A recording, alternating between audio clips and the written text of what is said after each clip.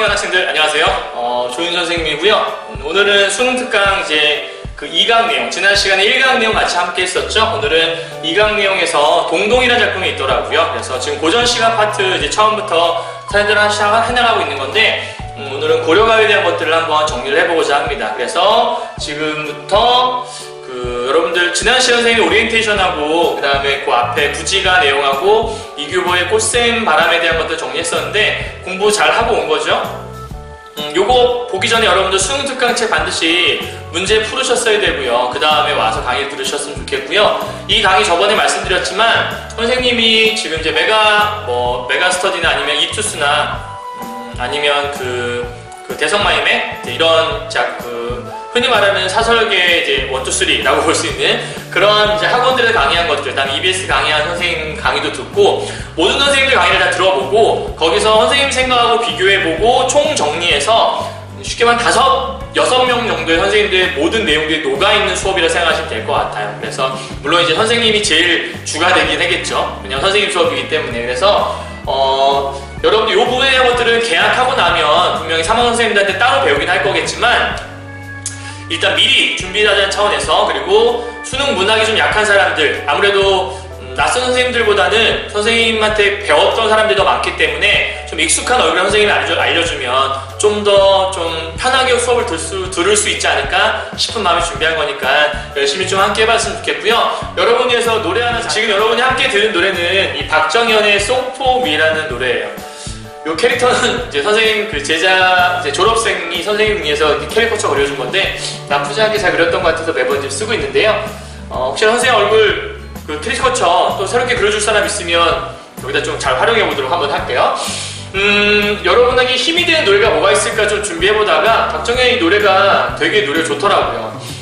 내용을 보니까 힘든 기억도 추억이 돼. 편하기만 한 여행은 없잖아. 작은 기적은 내가 시작해야 돼. 그리고 길고도 좁던 저 골목 모퉁이 이대로 주저앉진 않을 거야. 내가 얼마나 소중한지 마음껏 세상에 소리쳐 줄 거야. 돌아봤을 때 후회 없도록 I live. 나는 살아갈 거야. 이런 내용이죠. 여러분 보면 알겠는데 일단 중요한 포인트가 있어요. 지금 많이 이제 힘든 시기죠. 그리고 사실 계약이 좀 미뤄지면서 늘어지기 쉬운 시기이기도 하고 고1, 2년 동안 내가 이렇게 했는데 고3 와서 뭔가 달라지는 게 있을까? 이런 생각이 좀 들 수도 있겠고요. 하지만 여러분들 포기하지 마시고요. 여러분이 하는 모든 것들은 전부 다 나중에 시간 지나면 정말 추억이 될 수 있어요. 그리고 편하기만 한 공부가 정말 어디 있겠어요. 남들보다 편하게 공부하고 좋은 성적 가지려고 한다면 그거야말로 정말 도둑놈 심포라고 볼 수 있지 않을까요? 그러니까 여러분이 고생한 만큼 분명히 보답은 받을 겁니다. 당장 눈앞에 성적이 오르는 것처럼 보이지 않다 할지라도 지금 조금씩 쌓여가고 있는 거거든요. 여러분들 스스로에 대한 자존감 높이시고 할 수 있습니다.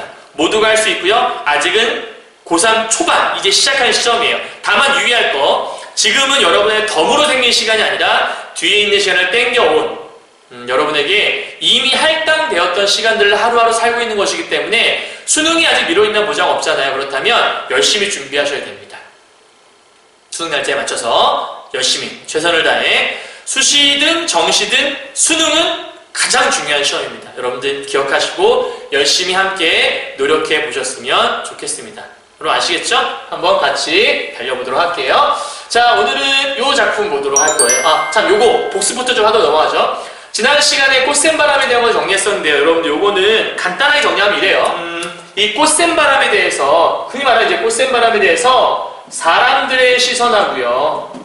그 다음에 조물주의 시선이 다르다라고 설명하는 거예요. 그죠? 그러니까 사람들의 시선은 마이너스, 샘을 내는 시선이었어요. 그러니까 이 바람이 샘을 내서 부는 바람. 그런데 조물주는 아니, 이 녀석이 클 수 있도록 생장해서, 쉽게 말하면 여기에 들어갈 수 있는 말은 시샘에서 부는 바람이었다라고 하는 거지만 조물주는 이 꽃이 생장할 수 있도록 도와주는 게 이 바람이다라고 설명하고 있는 거죠. 이러한 사람들의 시샘한다라는 생각들이 우리가 저번 시간에 얘기했던 일반적인 생각, 통념에 대한 비판을 가져온 거라고 볼 수 있겠고요. 이 통념을 비판하면서 결국은 이 모든 일들은 조물주가 잘 자랄 수 있도록 무엇의 섭리에 맞게, 그렇죠, 자연의 섭리에 맞게 이 모든 일들을 형성해낸 거다. 요거를 우리가 이제 지난 시간에 배웠던 거라고 생각하시면 될 것 같아요. 지난 시간 한마디 정리하면 이런 거니까 잘 정리해 주시면 좋을 것 같아요. 자, 오늘은 새롭게 고려가요 닭자미상의 동동으로 함께 가시면 될 것 같습니다. 자, 이 동동이라는 작품을 여러분들 보시면 알겠는데요. 일단 좀 길어요. 총 13연으로 되어 있고요. 선생님이랑 요거 여러분 기억하세요, 혹시? 고려가요라고 하는 시기에 가장 중요한 특징 3가지 설명드렸거든요. 첫 번째가 분연체, 두 번째가 삼음보, 세 번째가 후렴구라는 거였죠. 그 중에서 뭐 삼음보 같은 경우에는 뭐 고려가요나 아니면 민요의 특징이라고 말씀드렸고요. 정리. 음보는 2가지예요. 삼음보 아니면 사음보 시험에 나올 수밖에 없고요. 사음보는 시조와 가사, 삼음보는 고려가요와 민요. 요걸 꼭 기억하시면 돼요. 자, 그런데 이 고려가요는 분연체라고 하기 전에 후렴구를 먼저 기억하시면 돼요. 후렴구가 왜 존재하지? 후렴구는 통일성을 주기 위한 것도 있지만 각 연을 구분하게 만들어주는 역할을 하거든요. 그래서 분연체를 만들어주는 가장 중요한 게 후렴구라고 하는 거예요. 아시겠나요? 자, 그러면 이 고려가요의 사실은 고려가요는 우리가 크게 말하면 원칙상 말하면 2가지로 쪼갤 수가 있거든요. 고려가요는 글씨가 이상하네요. 경기체가라고 하는 것과 그 다음에 고려 속요라고 쪼갤 수가 있어요. 이 경기체가라고 하는 것들이 주로 양반들이 향유했던 거라고 볼 수 있겠고, 이 고려 속요라고 하는 것들은 민중들이 주로 향유했던 작품들, 흔히 여러분이 하는 어떤 가시리 혹은 뭐 서경별곡 이런 것들은 대부분이 고려 소교에 속하는 것들이라서 이 고려 소교를 그냥 어떤 책에서는 고려 가요다라고 설명하는 경우도 있고요. 이 경기체가 같은 경우에는 한림별곡이라고 하는 작품, 국어 작품 하나 정도만 좀 시험 나올까?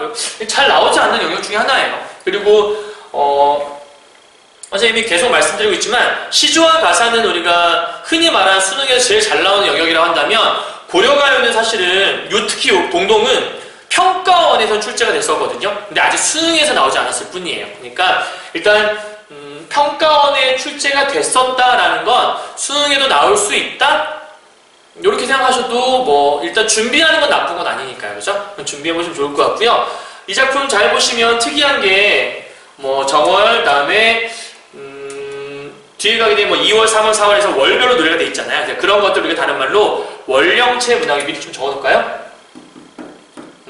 월령체 문학이라고 우리가 작품을 얘기를 해요. 그러니까 월령체 문학이 뭐냐면 월별로 무엇인가 일을 기록해 놓은 거. 정확히 말하면 월별로 해야 할 일들을 기록해 놓고 세시풍속과 보통 함께 작품들이 가거든요. 그래서 매달 제일 유명한 작품은 우리가 농가월령가라는 작품이 있고요. 농가월령가는 1월에 무슨 농사일을 지어야 되고 그때 뭐 1월 달에는 무슨 뭐 명절이 있다, 뭐 설날 이런 게 있다, 뭐 이런 것들 얘기하는 거고요. 뭐 8월에는 어떤 농사일을 해야 되고 추석이 있어요, 뭐 이런 얘기를 하는 거예요. 이해가시죠? 근데 이 농가월령과 더불어서 이 동동도 월령체 문학의 대표적인 작품. 우리가 다른 말로 뭐라고도 하냐면 달마다 있는 일을 기록해 놓아서 달거리 문학이라고도 합니다. 같은 얘기니까 함께 알아두시면 좋을 것 같아요.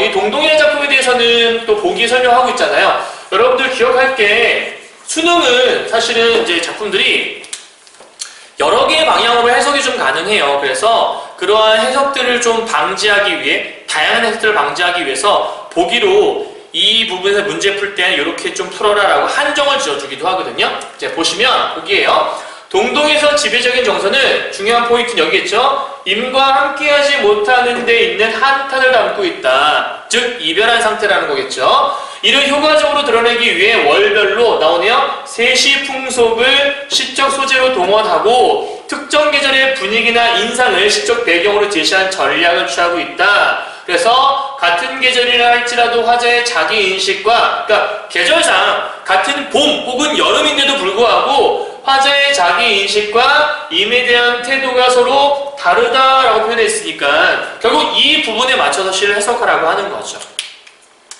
이해하셨죠? 여기까지요? 자, 이 내용들을 머릿속에 잘 담은 상태에서 이제 시를 보셔야 돼요. 여러분 공부하기 좀 편하라고 선생님이 미리 조금 정리를 해갖고 왔는데요. 이 작품은 여러분들 자세하게 구체적으로 하나하나 뜯어서 해부하고 이러지 마세요. 그럴 필요가 없어요. 왜냐하면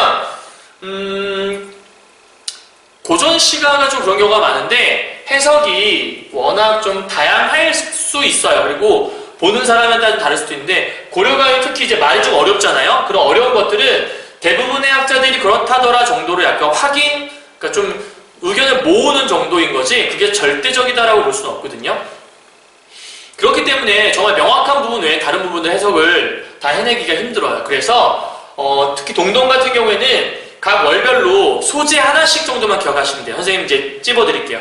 그거 하나씩만 기억하시고 나중에 그 소재들을 좀 묶어서 분류해서 기억해 두시면 훨씬 더 도움이 될 거예요. 알았죠? 따라오세요. 자, 일단 요거 보고 1월이 여기부터 시작하니까 총 13개 연도되어 있거든요. 그래서 어떤 선생님들은 이거를 1 플러스 12라고 알려주기도 하는데 요 12는 당연히 12개월에 대한 노래라고 볼 수 있겠고 대개 이런 경우에 요 1월 같은 경우에는 어떤 임에 대한 송축이라거나 아니면 그 사람을 찬양하는 뭐 이런 내용들이 많이 담겨있긴 해요. 근데 대부분이 보시면 덕일란 곰배에 받잡고 보길란 님배에 받잡고 덕이여 복이여 호날 나라 옷을 말 되게 어렵죠? 뭐 간단한 내용 얘기하면 뭐 덕이 있는 분이 있는 것 같고요. 복 받아라 뭐 이런 얘기예요. 그러니까 덕이 있는 분 복 받으세요. 그럼 그런 부분은 무엇이 있을까? 약간 그 임금님? 임금님에게 바치는 그러한 어떤 뭐 흔히 말하는 이제 뭐랄까 뭐 바친다.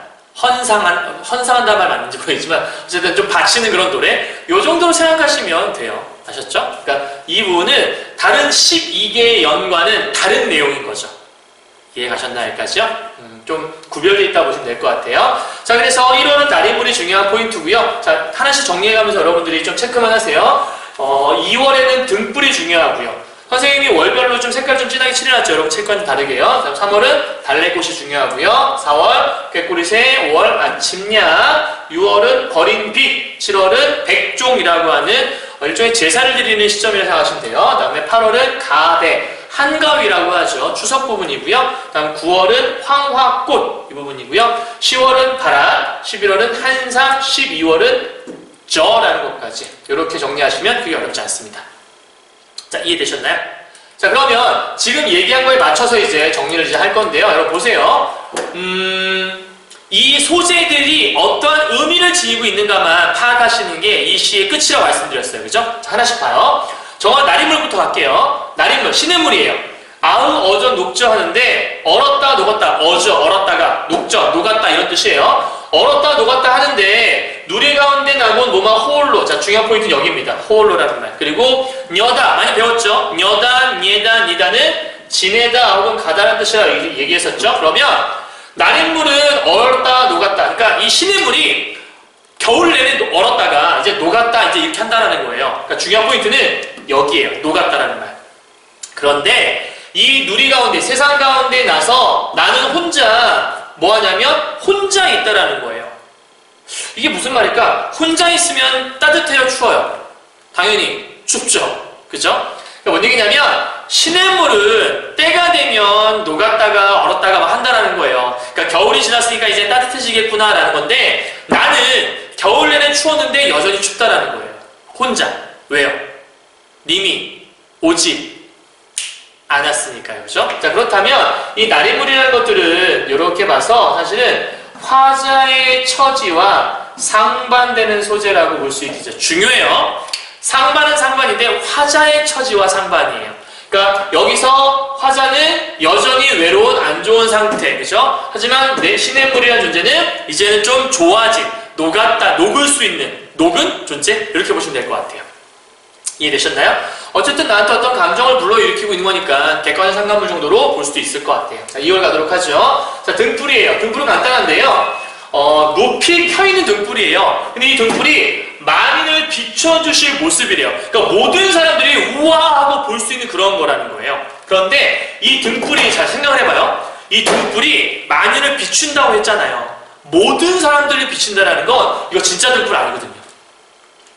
지금 이 시는 님에 대한 시를 쓰는 거거든요. 그러니까 이 등불은 누굴 얘기할 수 있는 거냐면 님의 모습. 근데 님이 뭐 얼굴을 막 발사할 수 있는 건 아니잖아요. 그죠? 얼굴 발사하면 내가 잘생긴 바다라 이렇게 발사할 수 있는 건 아니잖아요. 그렇다면 이때의 등불은 님의 빼어난 모습이긴 한데 님의 빼어난 내면, 즉 성품적인 측면을 뭐하고 있는 거냐면 예찬하고 있는 거라고 볼 수 있어요. 자, 여기 함께 묶을 거예요. 자, 3월을 냈어요. 피었어요. 뭐가요? 달래꽃이 폈어요. 근데 이 꽃이 남이 부러워할 즉 모습이란 뜻이에요. 이 모습을 지니고 태어났대요. 자, 중요한 포인트예요. 이 달래꽃이 남이 부러워할 모습을, 그러니까 이거는 보이는 모습인 거죠. 그러니까 얘는 일종의 외면적인 모습이에요. 마찬가지로 빼어난 모습을 얘기하고 있는 거고요. 그렇다면 이 두 개를 묶는다면 이 님에 대해서 뭐 하고 있는 거예요? 간단하게 예찬하고 있는 거예요. 자, 우리 정서 하나씩만 정리할까요? 1월에서 핵심 정서는 뭐라고 볼 수 있죠? 크게 적어주시면 돼요. 외로움이 제일 중요한 정서였구나 라고 보시면 될 것 같고요. 자, 2월 같은 경우에는 뭐로 적으면 돼요?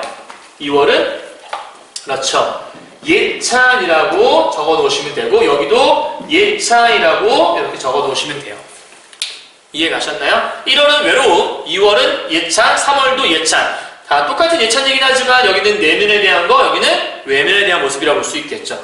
3월 정도 됐으면 이제 봄 정도 됐겠네요. 꽃이 피는 거 보니까요. 자, 4월 갈까요? 4월 아니죠. 아우, 오시쇼. 잘 보시면 여기서 꾀꼬리새가 나오는데, 꾀꼬리새는 왔어요. 어떻게 왔냐면 4월을 잊지 않고 왔어요. 아마 떠날 때 약속을 하고 왔나 보죠. 나 4월에 올게 하고 갔다가 이제 4월에 온 거예요. 그런데 녹사는 이제 직책을 얘기하는 건데, 여기서는 이제 내가 사랑하는 님을 얘기한다고 볼 수 있겠죠. 그러한 님은 얘 나를 잊고 계십니까? 나를 잊고 계시는 거 아니에요? 라고 안타까워하죠. 자, 그렇다면 이때 꾀꼬리새는 누구와 반대인 거죠? 나와 반대는 아니겠죠. 이때 꾀꼬리새는 뭐랑 반대인 거냐면 임과 반대의 소재라고 볼 수 있겠죠. 얘는 약속을 잊지 않은 존재, 그런데 임은 약속을 잊은 존재라고 지금 판단을 내리고 있는 거죠. 아마 근데 판단보다는 뭐 그럴 거야 라고 하는 거 아닐까 싶긴 해요. 물론 이때 이 님은 녹사라고 지금 표현이 되어 있죠. 그죠? 이해 가셨나요? 그렇다면 1월에서도 상반, 4월도 상반이긴 한데 1월은 화자의 처지와 반대라면 4월은 님과 반대라는 걸 여러분 좀 구분하시긴 하셔야 돼요. 여기까지 4월이에요. 다음 5월 가도록 하죠.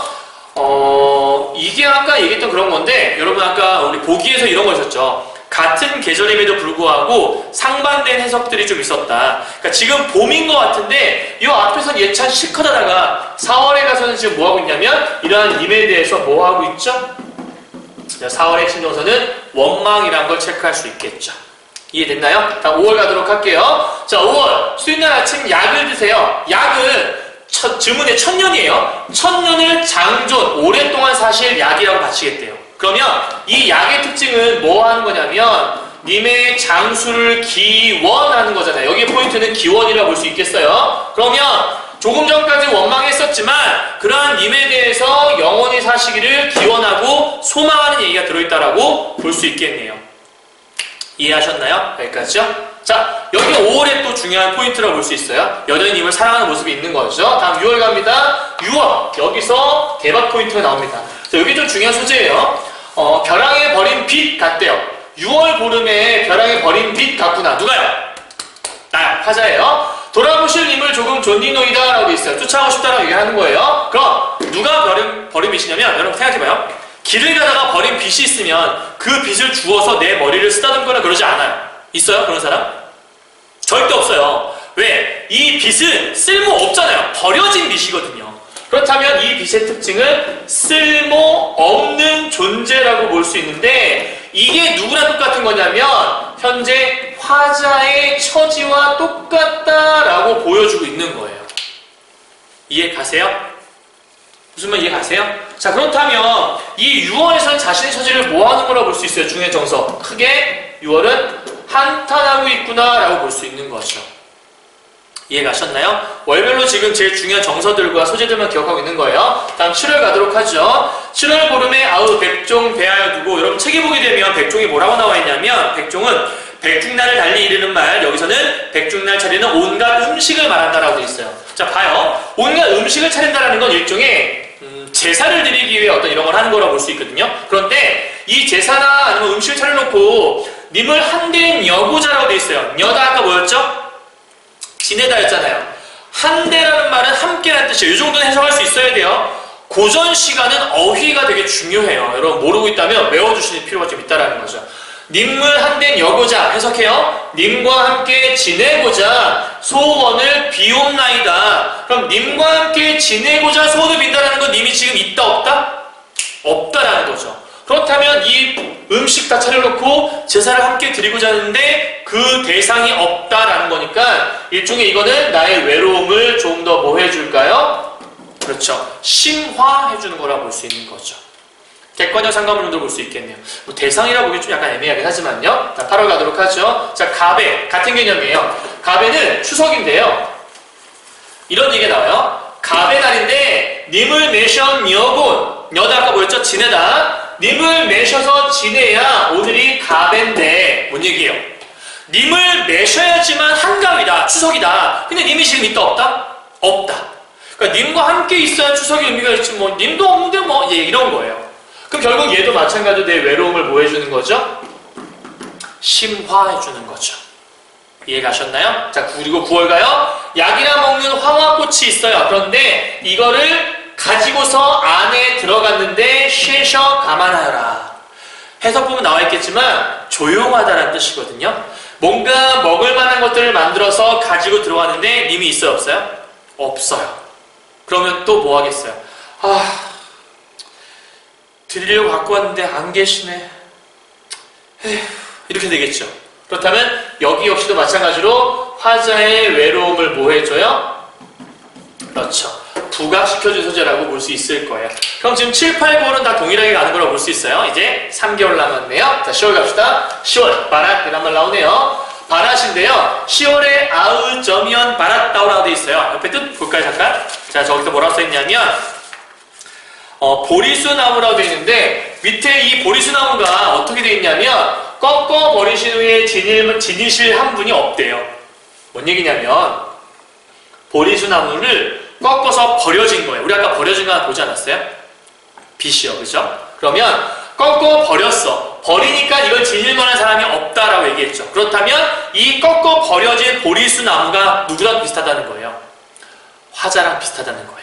그럼 결국 이 바랏도 화자에게 있어서 한탄을 자아내게 하는, 정확히 얘기하면 화자와 뭐 된 거냐면 동일시된 존재라고 볼 수 있겠고, 이 10월 역시도 화자에게 한탄의 정서를 불러일으키는 중요한 정서라고 볼 수 있을 것 같아요.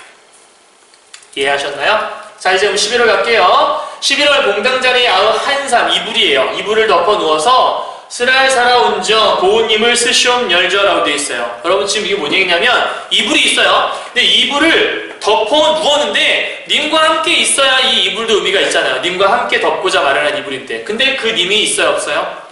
없어요. 그래서 이 한삼이라는 것도 아까 얘기했던 외로움을 좀 이렇게 심화해주는, 심화시키는 그런 소재라고 볼 수 있다는 거예요. 여러분 지금 읽다 보니까 좀 감이 와요? 중간중간에 비슷한 소재들이 좀 많아요. 그죠? 그거를 선생님이 좀 이따가 4가지로 분류할 거예요. 잠시 후에 보도록 해요. 자, 마지막입니다. 분디나온 깎은 아흔 나을 반에 저 나오라. 저는 수저. 우리 젓가락 얘기하는 건데요. 반이라는 건 이제 그 밥상 같은 걸 얘기하는 거예요. 거기다가 이거를 밥상에 있는 젓가락 같다. 그런데 님의 앞에 들어서 어린혼이 손이 가져다가 중요한 게 이걸 손님이 가져다가 이걸 물어버린 거예요. 집에 갔는데 어머니한테 배고파 엄마 그랬는데 어머니가 밥을 차려줬어요. 근데 숟가락에 밥풀이 막 덕지덕지 묻어있는 거예요. 아니, 왜 식당에 갔다 칩시다. 식당에 갔는데 여기 숟가락 좀 주세요 라고 얘기했더니 숟가락에 밥풀이 막 덕지덕지 붙어있는 숟가락을 주신 거예요. 그럼 무슨 생각을 하죠? 남이 먹던 숟가락 아니야? 그럼 맛있게 먹어요? 오, 그래 남이 먹던 숟가락이니까 더 맛있지 않을까? 그래 이 숟가락이 정말 맛있는 숟가락이가 뭐지? 이런 생각하는 사람이 있어요 없어요? 없어요, 그죠? 그러니까 남이 쓰던 숟가락은 더 이상 쓸모가 없어요. 그러니까 이게 바로 뭐냐면 손이 가져다가 미리 물어버린 쓸모없는 존재가 되어버린 거죠. 이해하셨나요, 여러분들? 자, 그렇다면 이렇게 정리한 것들을 토대로 해서 이제 마무리 한번 정리해보도록 할게요. 선생님이 이거를 다시 재배치를 한번 해봤어요. 자, 1월과 4월이 함께 가야 돼요. 어떻게요? 1월 같은 경우에는 지금 뭐냐면 여기서 이 날인물이 화자의 처지와 반대였죠. 근데 꾀꼬리새는요 뭐였죠? 님과 반대의 소재였죠. 어쨌든 누군가와 상반대. 다만 차이는 님과 여기가 님과 반대고 여기는 화자와 반대라고 볼 수 있겠죠. 다음 넘어가요. 2월, 3월, 5월 함께 묶을 수 있을 것 같아요. 2월 등불, 화자의 어떤 내면적인 못 예찬. 여기 달래꽃은 외면적인 못 예찬. 이거는 님 영원하세요라고 장수를 기원하는 것. 님에 대한 좋은 모습들을 표현한 거라고 볼 수 있는 게 3개 묶었어요. 다음 6월이요. 6월과 10월과 12월은 전부 다 뭔지 알겠어요? 그쵸? 버림당해 쓸모없는 존재처럼 보이는 화자와 동일시된 존재라고 볼 수 있겠죠. 자, 마지막이요. 7월, 8월, 9월, 11월은 제3날 음식 있어봤자 소용없어요. 님이 없으니까요. 한가위, 님이 있어야 한가위인데 소용없어요. 약, 황합꽃 갖고 들어갔는데 이걸 드실 분이 아무도 없어요. 한상, 이불을 마련했는데 덮을 사람이 아무도 없어요. 결국 님의 모습을 더 떠올리게만 만드는, 님과 함께 누려야 하는 것들이지만 님이 있지 않아서 날 더 서럽게 만들어주는 외로움을 심화해주는 존재라고 볼 수 있겠죠. 이해가셨죠? 자, 요거를 표로 정리하면 이렇게 될 것입니다. 자, 정리부터 하고 넘어올게요. 자, 날인물과 깨꼬리새. 방금 뭐라고 말씀드렸죠? 뭐였죠? 그쵸. 처지가 반대 상황이 되는 것들. 등불과 달래꽃과 아침양. 님에 대한 어떤 모습? 예찬하고 염려하는 모습. 그쵸? 기원하는 모습이었죠. 다음 세 번째. 버림빛이나 바라시나 저. 뭐였죠? 화자가 버림받은 처지를 보여주는 일종의 동일시된 존재. 하지만 네 번째. 백중갑의 황화 한삼 전부 다 님과 함께 해야 될 것들인데 날 더 하지 못하게 되어서 내가 더 외로워지는 내 외로움을 부각시켜주는 존재. 이해됐죠? 자, 요 내용들을 잘 기억하시면 하나도 어려울 게 없을 것입니다. 자, 이제 마지막 마무리요. 이것만은 꼭꼭꼭 정리 한번 해보도록 하죠. 자, 주제입니다. 임에 대한 그리움과 사랑을 예찬했고요. 다음에 상징적 자연물, 냇물, 진달래꽃, 꾀꼬리. 아까 다 설명드렸어요. 원령체 문학, 월별로 해놓은 일들을 기록해놓은 것. 달거리 형식도 말씀드렸죠. 대조와 비유가 있다는 것. 대조라는 건 아까 뭐 시냇물은 녹았는데 난 녹지 않았어. 이런 것들 다 대조라고 볼 수 있겠죠.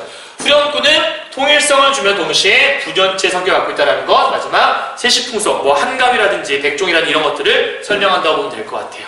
이해하셨죠? 요 정도 정리하시면 여러분들 하나도 어려울 게 없고요. 여기 넘어서서 시험 문제가 출제된 것들은 아마 없을 겁니다. 됐죠? 내신 시험도 여러분들 여기서 크게 벗어나지 않을 거기 때문에 선생님이 알려드린 정도만 잘 필기하고 잘 알고 계셔도 사실 여러분들 시험 잘 치를 수 있을 거예요. 수능? 당연한 거고요. 그렇죠? 그러니까 지금 여러분 해드렸던 것들 어느 것 하나 중요하지 않은 것들은 없습니다. 여러분 잘 기억하시고 단 이걸 다 외우려고 하는 것보다 자주자주 읽어보세요. 그리고 선생님이 문제풀이를 따로 해드리진 않아요. 왜냐하면 문제가 수능에 나오진 않거든요. 그렇다는 얘기는 작품을 보고 해석하는 연습, 이야기를 찾아내는 연습을 선생님과 함께 하시는 게 제일 중요한 거기 때문에 이 부분도 선생님과 함께 쭉쭉 해나가시면 크게 아마 어려움이 없을 거라 생각이 듭니다. 일단 오늘 2강까지 한번 찍어봤고 여러분들 요 뒤에는 3강, 4강부터 더 들어보실 의향이 있다고 생각이 좀 들면 일단은 또 댓글 남겨주시면 한번 찍어보도록 하고요. 사실은 이제 인강을 뭐 비싸서 못 듣는 사람도 있을 것이고 아니면 인강을 듣고는 있으나 뭘 해야 될지 모르는 어디가 중요한지 몰라서 이런 사람도 있을 것 같아서 준비를 한 강의인데 조금이나마 여러분 좀 도움되었으면 좋겠습니다. 코로나 때문에 여러분들 너무 당황하지 마시고 방황하지 마시고 작년 선생님과 함께 열심히 했던 것처럼 계속해서 열심히 쭉 해나가시면 좋을 것 같습니다. 수능 문화 별거 없습니다. 여러분 힘내시고 파이팅 하세요. 경화여고 상황 여러분 파이팅!